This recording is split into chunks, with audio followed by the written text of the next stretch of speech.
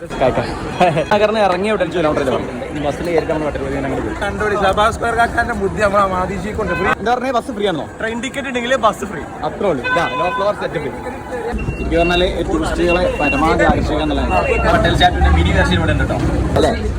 Correct സീറ്റുകൾ totally നഗര കാഴ്ചകൾ തന്നെ മാറി. അപ്പോൾ ഗുജറാത്ത്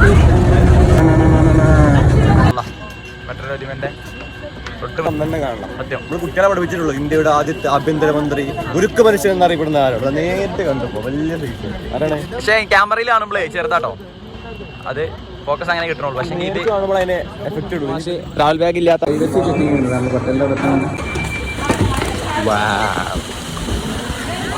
പട്ടേലിൽ അവിടേക്ക് നടന്നുകൊണ്ടിരിക്കുകയാണ്.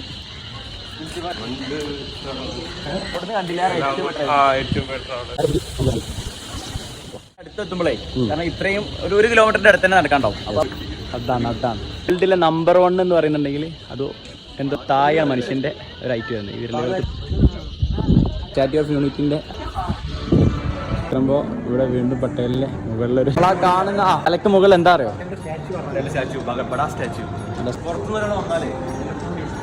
ഇവിടുത്തെ നാട്ടുകാരോട് ഉപയോഗിക്കാത്ത ഷുഗർ ഉപകരണങ്ങളൊക്കെ കൊണ്ടുവരാൻ പറഞ്ഞു.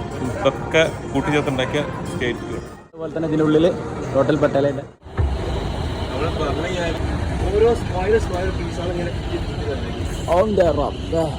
അങ്ങനെ ഒടുവിൽ നമ്മൾ അതിന്റെ സത്യം അല്ലെ ഹർഷകാണ് ഏറ്റവും കൂടുതലായിട്ടുള്ള ആള്. കണ്ടോളി നമ്മളെ നേരത്തെ കണ്ട പട്ടേലല്ലേ ആണ് ഫോട്ടോ ഉണ്ടല്ലേ? എന്താ പടുകൂറ്റൽ ആകാശം ഇതൊക്കെ കാലാണ്ടാ കാല്. നമ്മളൊരു തള്ളവരിലാണ് ഇത് കാണുന്നത്.